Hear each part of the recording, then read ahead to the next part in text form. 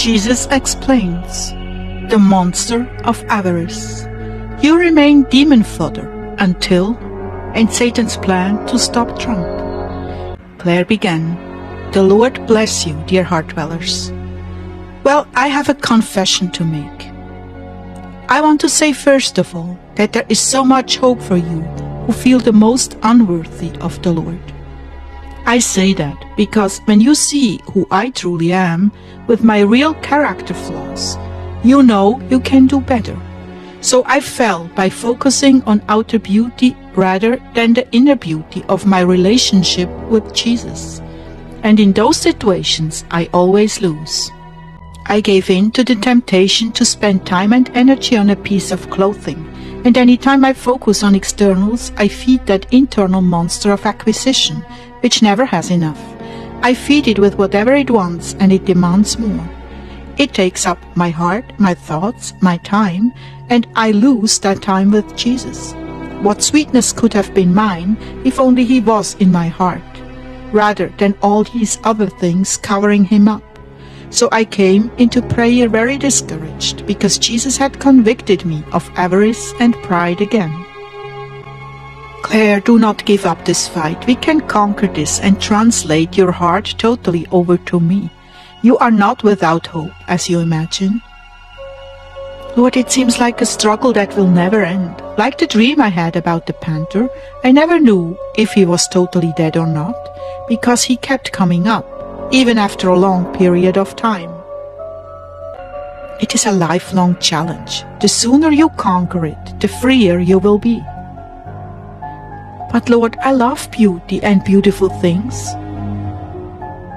And that's your downfall.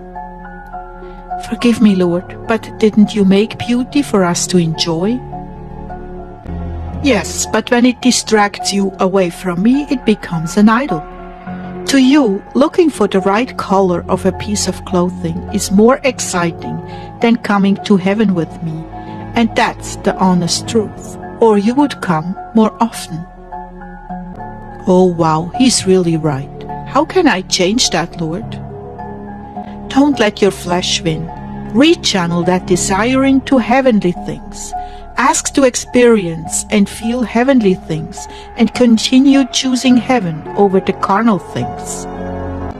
But the beauty of this earth reminds me of heavenly things. But the things of this earth are so short-lived. Recognize it right there and then, when you see it. Give it its proper place, but keep going back to what is truly important. Most people stop to explore the fragrances of their newfound flowers, but that's not for you. You need to trust that someday you will be enjoying that fragrance, but until then, deny yourself and refocus on those who are perishing and what you can do to stop them or call them into my bosom. It's not hopeless as you think. You make progress, then you fall behind. There is so much more I want to give you, but you keep clinging to worthless things. Lord, that's what seems so hopeless to me. I'm trying to be careful, very careful, and I still miss the mark. I still fall. And that is humiliating, isn't it? It is consummately discouraging. True, I sometimes want something in this physical world that I know is not a necessity, but a want. And sometimes I allow you those wants, when it is safer and you will not abuse the privilege and go overboard. But most of the time your wants are frivolous in the light of saving souls, in the light of what will not pale in eternity. Oh, I wish I could completely circumcise your desire nature, your need for external beauty. It doesn't seem fair, Lord. You made colors and beauty for us to respond in gladness, but our gloomy time on this earth is sometimes, many times, cheered by the sight of these things, and I suppose I transfer too much value to those things when life gets dark and hard. How do I reconcile this? If you have a fancy for earthly consolations, you will draw those to yourself. But if you have a taste only for heavenly ones, you will cease desiring the beautiful things of the earth, because they do not satisfy. You know they fade, Claire. They grow old, rip, are eaten by the moth, or lost or damaged in the process of everyday living. Yes, you're right, Lord, but when that happens, I want to replace them. Yet there are times when my will overcomes their seducing powers. There are many times I see you struggle, my dearest. I'm not about to abandon you or stop the work I have given you to do. I just need more cognizant effort on your part. Like a butterfly, when you see a cute little child running in the field with a butterfly net, run for your life, or should I say fly, and flee for your life. Turn your eyes away from her seductive beauty, or you will be caught and pinned in her collection. That's all I'm asking of you, Claire. Flee for your life, because a soldier must never get entangled in civilian affairs. Do not think you are alone in your struggles. You see, even generals in the army are attracted to beauty, sent by the enemy to ensnare them. I have many more gifts for you, but you must empty your heart of these things. I want you to see yourself differently. You're not that 17-year-old in Chicago coming from a materialistic background. You have been translated into the kingdom of light, and you no longer belong to that world, nor does it belong to you. All things are yours through me, but all things are not profitable. Your fascination with beauty and order are not profitable. They are dangerous. So what do I do? When you see that net coming, fly, my little butterfly, flee for your life. The connection you've made with the object is already dangerous. I know I can do that sometimes, but all the time, especially when the enemy targets me and I have no confidence that I will escape. When I'm tired or feeling depressed, then it seems like I've lost my self-control. That is why I'm telling you, I will of course give you a way out, but you can't be bullheaded and ignore me. Having a determined mind is good as long as it is determined to be true to me. But when you're determined to get your own way, that is when you fall. Oh, I know, all this sounds so familiar, a lifelong struggle, and yet you have had victories. Let's have more and more victories and less defeats. Do you want it to be said of you by the citizens of heaven, she honors him with her mouth, but her heart is far from him? Oh Lord, that crushes me, just to think of it. And yet in some areas it is true. You must overcome those. You must. But you are not doing this alone. I'm with you. I will uphold you in this battle as long as your will is firmly committed to me. Lord, this is what I want. I want to be free.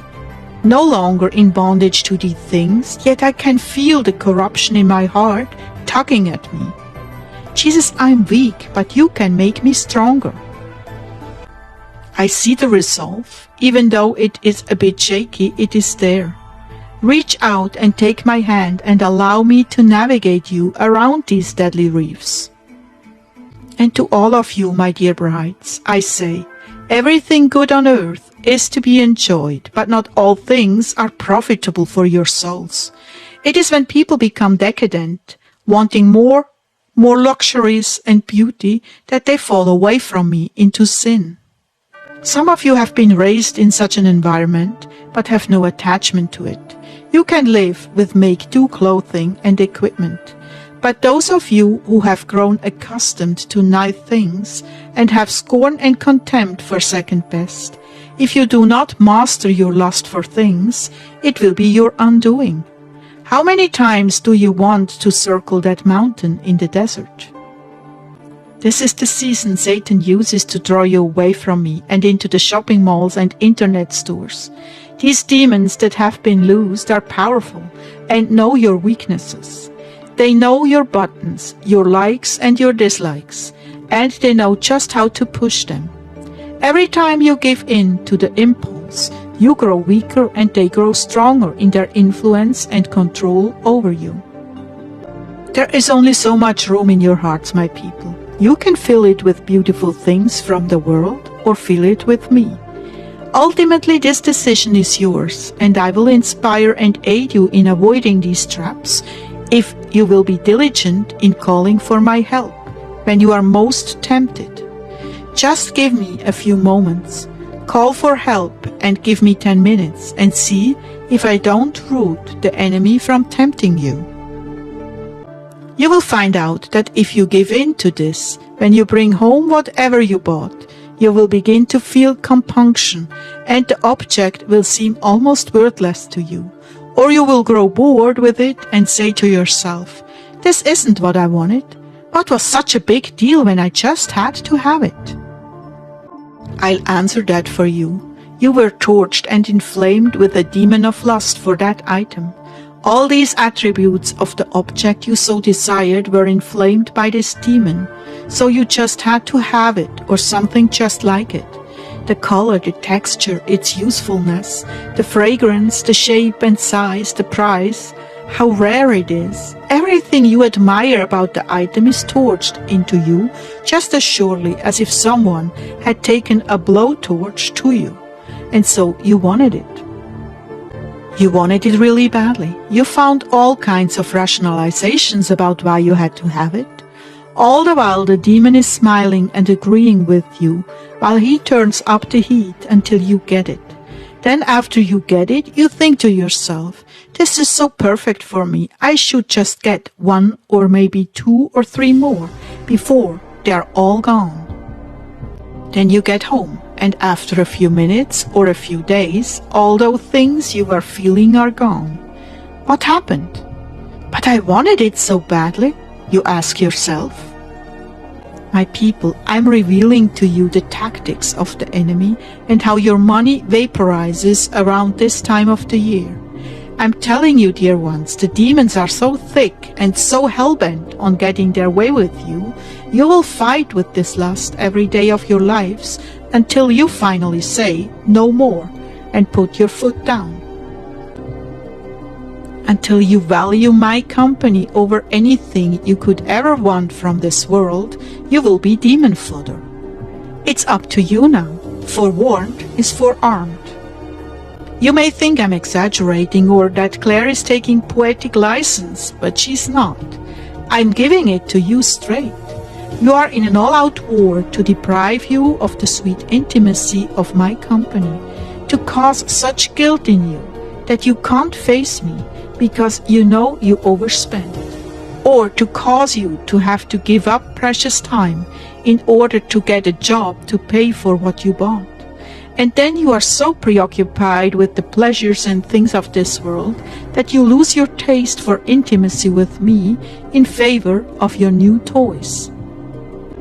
I'm not condemning you for getting what you absolutely need. I'm warning you of the trap that lies before you every Christmas season. And I'm telling you, this country is hanging on your prayers. The establishment is planning outrageous false flags to keep Donald Trump from office. And if you indulge your Christmas shopping, you will be too busy and too tired to pray. Please, my children, don't do this to yourselves, to me, or to your families. It is critical that you not allow this to happen this year. It will be a fight all the way to the White House, and you will defeat the enemy with your prayers. And I will keep you from self-indulgence if you are vigilant.